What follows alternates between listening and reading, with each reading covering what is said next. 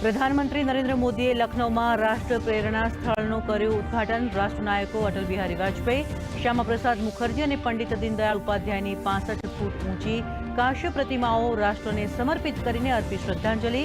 કમળ આકારના મ્યુઝિયમનું કર્યું નિરીક્ષણ।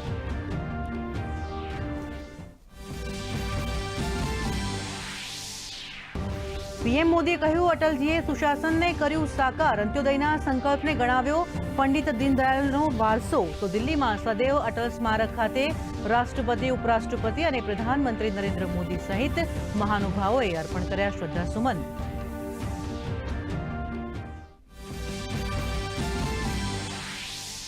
કેન્દ્રીય ગૃહમંત્રી અમિત શાહે મધ્યપ્રદેશના રીવામાં પ્રાકૃતિક ખેતી પ્રોજેક્ટનું કર્યું ઉદ્ઘાટન। કિસાન સંમેલનમાં પણ લીધો ભાગ। ગૃહમંત્રીએ ખેડૂતોને પ્રાકૃતિક ખેતી તરફ વળવા કર્યો અનુરોધ।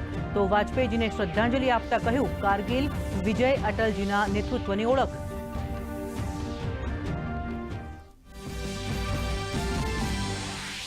નક્સલવાદ વિરુદ્ધના અભિયાનમાં ઓડિશામાં સુરક્ષા દળોને મળી મોટી સફળતા। ઓડિશામાં ₹1.1 કરોડના ઇનામી અને ટોચના માઓવાદી ગણેશ ઉઈકેને કર્યો ઠાર। 2 દિવસમાં કુલ 6 નક્સલવાદીઓને કર્યા ઠાર। અમિત શાહે કહ્યું, નક્સલવાદ મુક્ત ભારત તરફ વધુ એક ડગલું।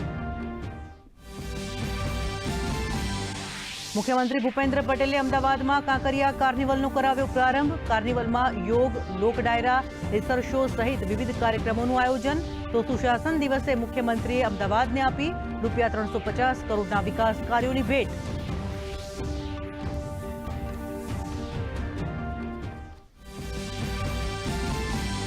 મુખ્યમંત્રી ભૂપેન્દ્ર પટેલની ઉપસ્થિતિમાં ગાંધીનગર ખાતે સુશાસન દિવસની ઉજવણી। ભારત રત્ન અટલજીની પ્રતિમાનું કરાયું અનાવરણ। તો એઆઈથી સજ્જ સ્વાગત। 2.0 પોર્ટલ અને જીસાર પોર્ટલનું કર્યું launching. Green hydrogen, bio energy, EV charging ગાઈડલાઇનની નવી નીતિ જાહેર।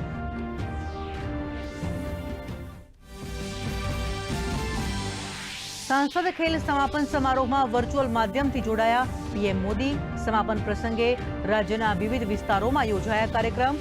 કેન્દ્રીય રમતગમત મંત્રી મનસુખ માંડવિયાએ જૂનાગઢમાં, સાંસદ હરિભાઈ પટેલે મહેસાણામાં, જશુભાઈ રાજવાએ છોટાઉદેપુરમાં વિજેતા ખેલાડીઓને કર્યા સન્માનિત।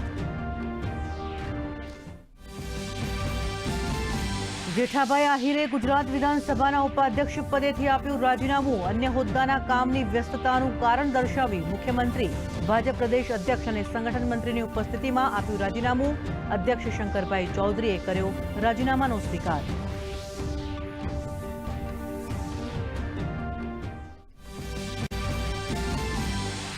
પ્રભુ ઈસુના જન્મદિવસ નાતાલની ઉજવણીની દેશ વિદેશમાં ધૂમ। ગિરજાધરોમાં થઈ વિશેષ પ્રાર્થના। રાષ્ટ્રપતિ દ્રૌપદી મુર્મુએ પાઠવી શુભેચ્છા। પ્રધાનમંત્રી નરેન્દ્ર મોદી દિલ્હીના કેથેડ્રલ ચર્ચ ઓફ રિડેમ્પશનમાં પ્રાર્થના સભામાં થયા સામેલ।